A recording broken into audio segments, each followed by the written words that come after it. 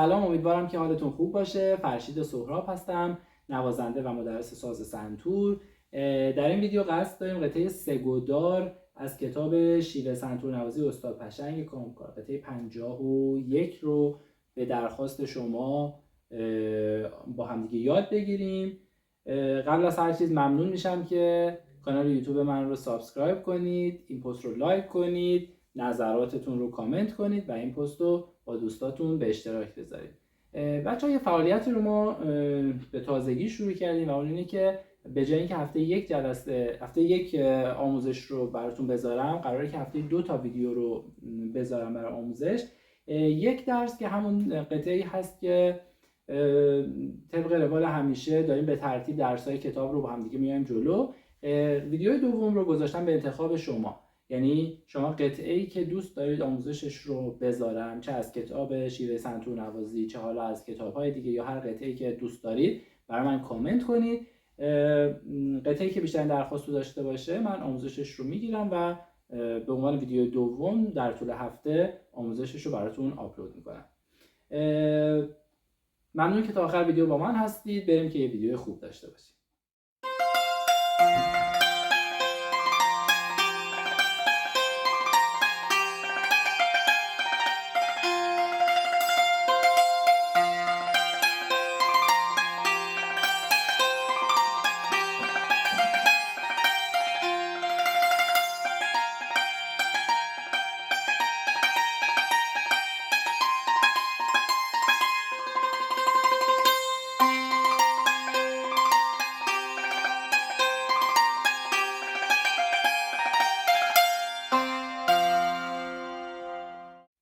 خب، قطعه سگودار اولا که عدد میزانش 2/4، یعنی اینکه در هر میزان معادل 2 تا نوت سیاه وجود داره. شمارشمون براش 2 تایی میشه.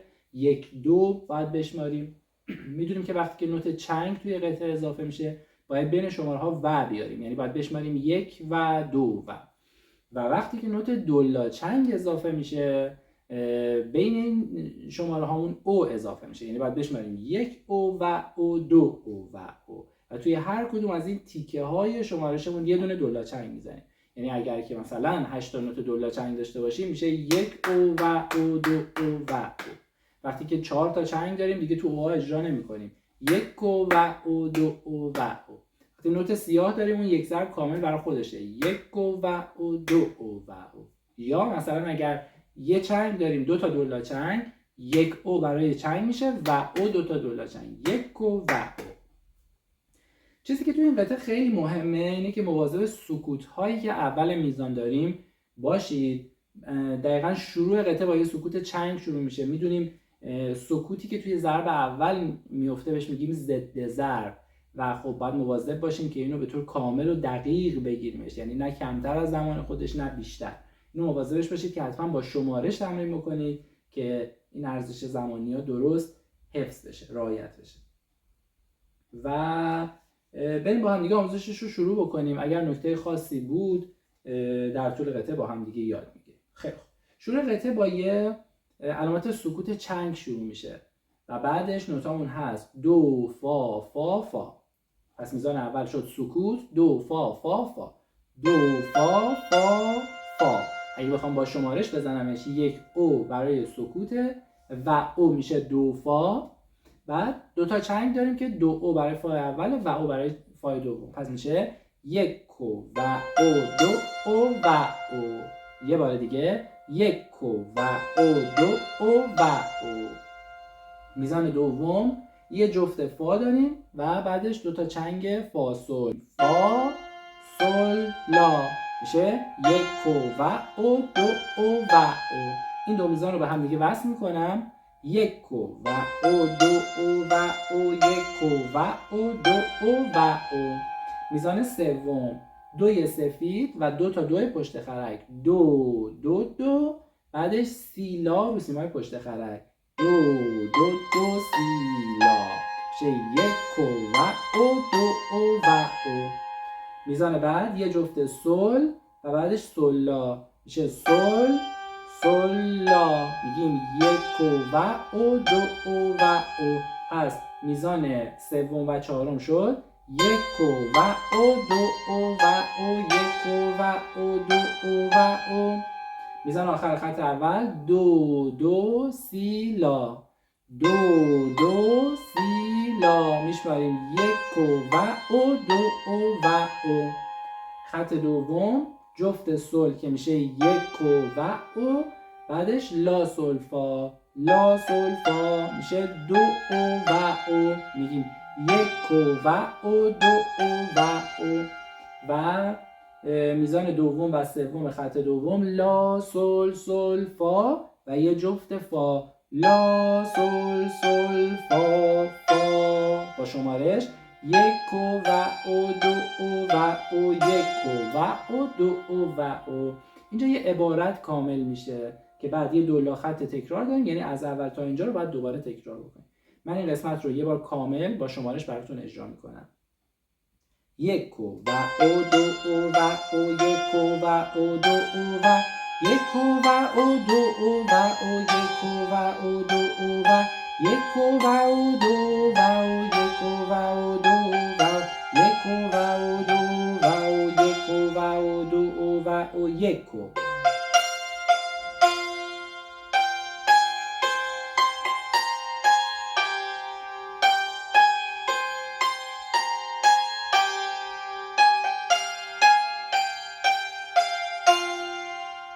این از این قسمت. میریم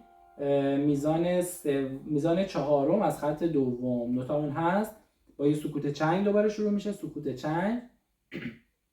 بعدش نوتامون هست سول لا سی لا سول، پس میشه سول لا سی لا سول. با شمارش میگیم یک و او دو او و او. دوباره تکرار یک و او دو او و او.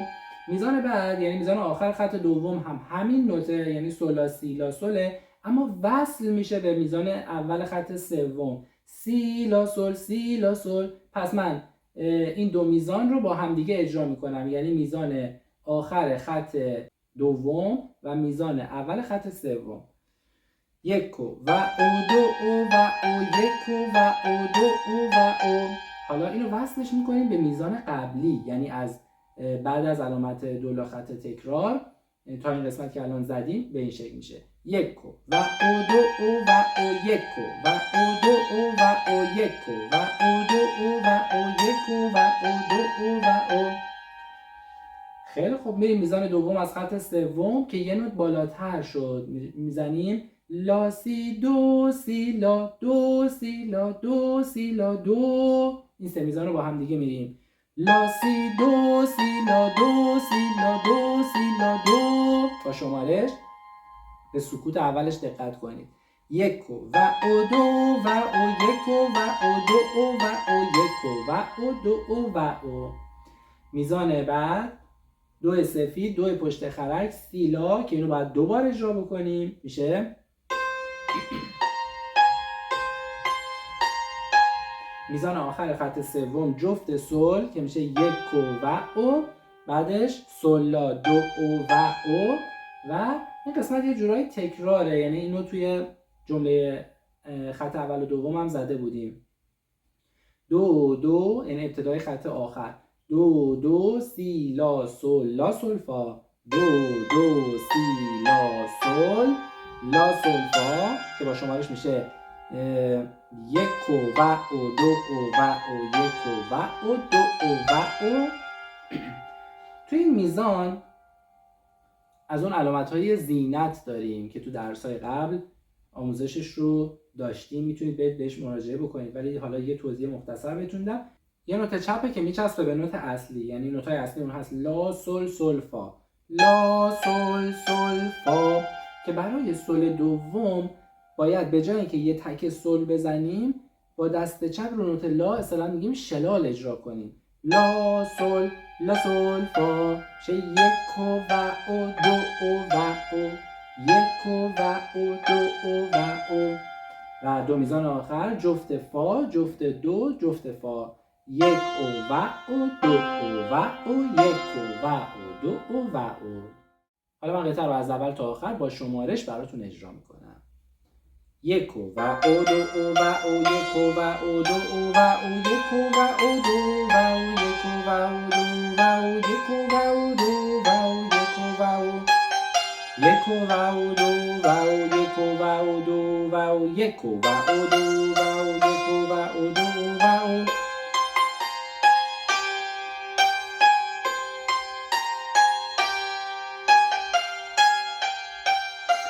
و او و او دو و او یک و او دو و او یک و او دو و او یک و او دو و او یک و او دو و او یک و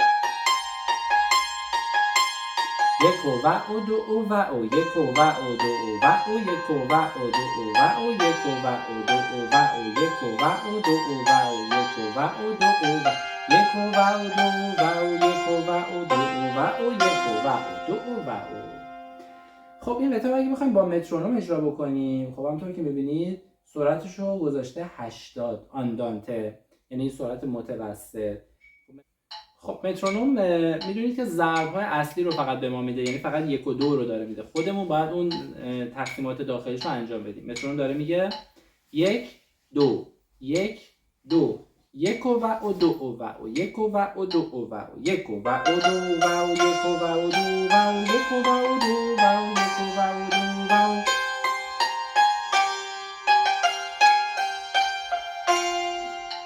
یک و او دو و او یک و او دو و او یک و او دو و او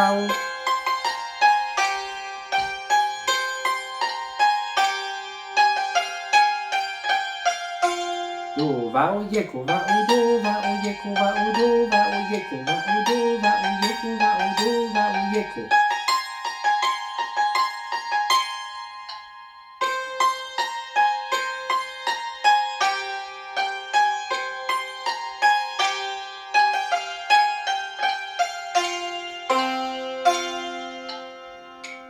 این قطعه یه شعر هم داره که اگه دوست داشتید میتونید شعرش هم روش بخونید. قطعه معروفیه، میتونید اصل این قطعه رو هم دانلود کنید بشنوید.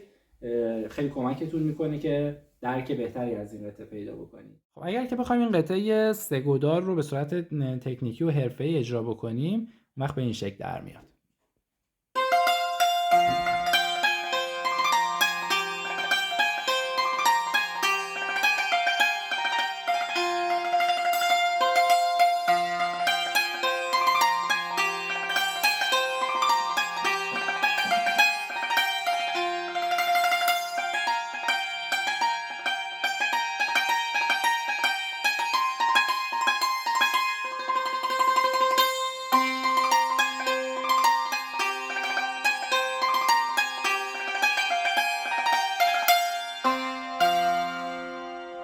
امیدوارم که این ویدیو مورد توجهتون قرار گرفته باشه. یادتون باشه که قطعه‌ای که دوست دارید آموزشش رو به عنوان قطعه دوم بذارم در طول هفته برای من کامنت کنید. قطعه‌ای که بیشتر درخواست رو داشته باشه اجراش رو براتون آموزشش رو آپلود میکنم.